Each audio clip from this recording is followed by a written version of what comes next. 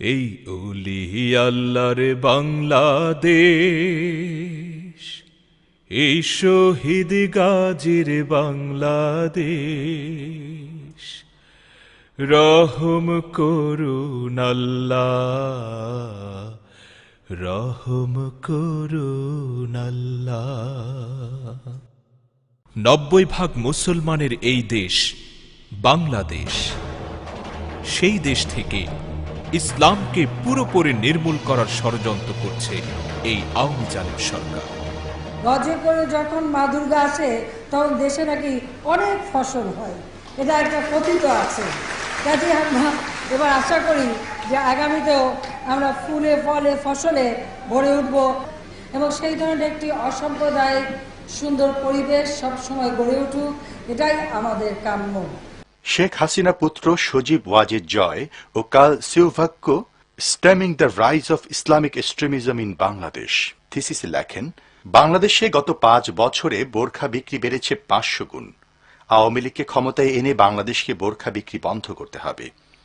তারা হিজাব পড়তেছে প্লাস এতটুকু পর্যন্ত হাত, এটা তো আমার সাইন্টিফিক্যালি এতটুকু হাত না। হোসনিয়ারা ম্যাম উনি বলছেন যে আমরা যদি নার্সিং ভালো মতো করি, মানুষের সেবা করি, তাহলে আমাদের নামাজের দরকার হবে না। নামাজ কে দেখে, কিন্তু নার্সিং সবাই দেখবে। আমাদের শুধুমাত্র একটা নামাজ ঘর, সেখানে সকল মুসলিম মেয়েরা নামাজ পড়তে পারে, সেটার জন্যই ওদের এত সমস্যা, সেটাও বন্ধ করে। মহিলা এখন বেশি দেখি মেয়েদের আরো ফ্রি চলাফেরা করা উচিত। তারা কেন নিজেদের টিকে রাখবে? গ্রামে গঞ্জে এদের বিচরণ বেড়েছে। যাদের চেহারা কুৎসিত তারাই ধর্মের নামাবলী গাড়া দিয়ে তাদের কুৎসিত চেহারা ঢেকে রাখবে। দাড়ি টুপিওয়ালা এবং পর্দাশীল মা বোনেরা আজ আতঙ্কিত। কোন ধর্মাবলম্বী মানুষই রক্ষা পাচ্ছে না এই জালিম সরকারের নির্যাতন থেকে। দলীয় নেতা কর্মী ও প্রশাসনকে ব্যবহার করে চালানো হচ্ছে অমানবিক নির্যাতন। এর আগে আরো দুর্ধর্ষ ঘটনা ঘটেছে, লগি বৈঠার সময় ঘটেছে, কিন্তু একেবারে জীবন্ত দৃশ্য আমরা এরকম দেখিনি কখনো। সমস্ত জামা পেছন দিয়ে যখন রক্তে লাল, তখন ছেলেটা দৌড়াচ্ছে আর বলছে আমি হিন্দু। মৃত্যুর সময় তার মনে হয়েছে আমি মানুষ বললে তো বাঁচবো না, হিন্দু বললে বাঁচতেও পারি। মানবতার এত বড় অপমান আমাদের দেশে কটা হয়েছে। আল্লাহর সন্তুষ্টি অর্জনের জন্য যারা আজ কোরআন হাদিসের আলোকে তাদের জীবন পরিচালনা করছেন, তাদেরকে মৌলবাদী জঙ্গিবাদী বলা হচ্ছে।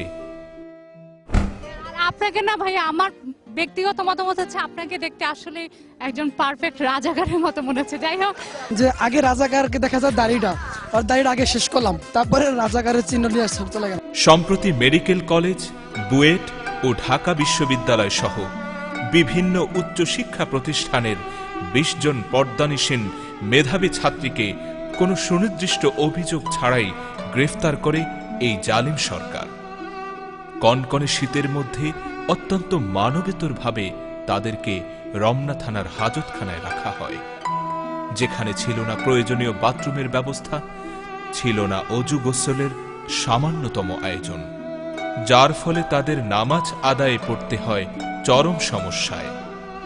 আত্মীয় স্বজনদের করুণ আবেদন সত্ত্বেও বন্দীদের সাথে তাদের সাক্ষাৎ করতে দেয়া হয়নি শীত নিবারণের জন্য সামান্যতম শীতবস্ত্র।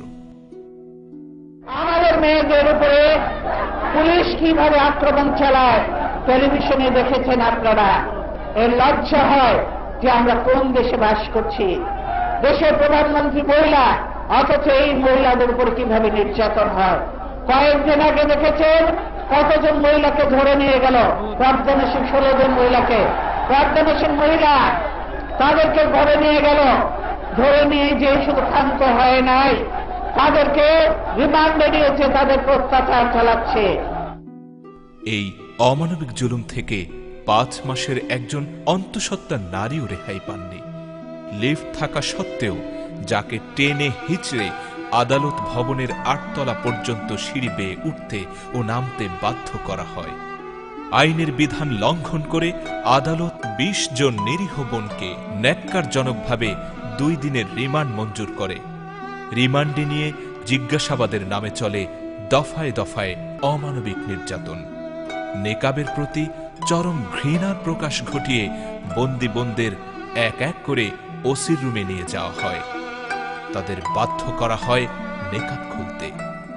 চুল ধরে টেনে এমনকি অনেককে মাটিতে ফেলে দেয়া হয়। এভাবেই চলে আওয়ামী জালিম শাহীর লেলিয়ে দেয়া পেটোয়া বাহিনীর পৈশাচিক নির্যাতন। গ্রেফতারকৃত বোনদের অনেকের পরীক্ষা থাকা সত্ত্বেও তাদেরকে জামিন না দিয়ে অন্যদের সাথে পাঠিয়ে দেয়া হয় জেল হাজতে। আমার মায়েদের উপরে এইরকম নির্যাতন করছে, এই জন্য কি আমার পিতামহ প্রাণ দিয়েছিলেন মুক্তিযুদ্ধে? এই জন্য কি আমার পিতা মুক্তিযুদ্ধ করে একটি দেশ স্বাধীন করেছিলেন? অবিলম্বে 20 জন ছাত্রীকে মুক্তি দেওয়া হোক। 20 জন ছাত্রীকে যে ধরে নিয়ে কাশিমপুর কারাগারে রেখেছে, তারা জন্মগতভাবেই তারা পর্দানসীন, অথচ তাদেরকে বোরকা পরতে যাচ্ছে না, তাদের বোরকাগুলি নিয়ে নেওয়া হয়েছে। যারা বন্দিত্ব জীবন যাপন করছে ওখানে, তারা নিজেরাও জানে না কি তাদের অপরাধ। আর আমরা যারা তাদের জন্য আজকে উৎকণ্ঠায় ভুগছি, বিচলিত আছি, আবেগাহত অবস্থায় এখানে সমবেত হয়েছি, তারাও জানতে চায় কি তাদের অপরাধ। তারা একটা পাশ্চাত্যের ঢঙের তাদের কিছু মেয়ে দরকার, তারা সেরকম মেয়ে দেখতে চায়। তো সেরকম মেয়ের জন্য জায়গা জায়গা আছে, তোমরা সেদিকে যাও। আমাদের এই ঢেকে ঢুকে আমরা একটু ভালোভাবে মেধা চর্চা করে, নিজেদের ইজ্জত হেফাজত করে, আমাদের পরিবারের ইজ্জত হেফাজত করে, বাপমাকে কলঙ্কিত না করে, সমাজ রাষ্ট্রকে বঞ্চিত না করে, কলঙ্কিত না করে আমরা একটা ভালো কিছু করতে চাই। আমাদের উপর তোমাদের কেন এত হায়নার দৃষ্টি?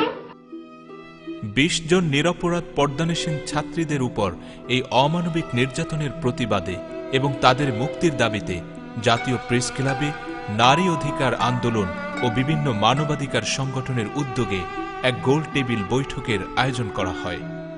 এই প্রতিবাদ সভায় অংশগ্রহণ করতে আসা আরও 11 জন পর্দানসীন নারীদের গ্রেফতার করে নিয়ে যায় আওয়ামী জালিম সরকারের লেলিয়ে দেয়া পেটোয়া বাহিনী।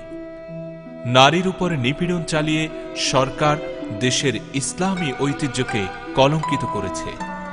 দেশের 10 সহস্রাধিক বিশিষ্ট আলেমগণ পর্দানসীন নারীদের জোরপূর্বক বোরকা খুলে কোর্টে হাজির করার ঘটনার তীব্র নিন্দা জানিয়েছেন এবং এ ঘটনার সাথে জড়িত শয়তানি চক্রের দৃষ্টান্তমূলক শাস্তি দাবি করেছেন। জাতীয় ফতোয়া বোর্ডের মুফতিগণ পর্দানসীন নারীদের বোরকা খুলে নেয়া ইসলামের বিরুদ্ধে যুদ্ধ ঘোষণার শামিল বলে উল্লেখ করেন। তারা বলেন, ইহুদি খ্রিস্টানদের দেশেও শাসক গোষ্ঠীর পক্ষ থেকে বোরকা খুলে নেয়ার নজির নেই। যারা লয়েছে মুখে কোরআনের বাণী, লয়েছে মুখে হাদিসের বাণী, হতাশা কি আর তাদের থাকতে পারে? দুঃখ কি আর তাদের থাকতে পারে?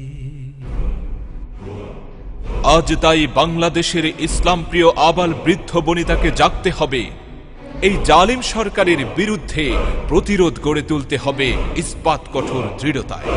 রুখে দাঁড়াতে হবে ইসলামকে বাংলার জমিন থেকে চিরতরে মুছে ফেলার আওয়ামী কমিউনিস্টদের তামাম চক্রান্তকে।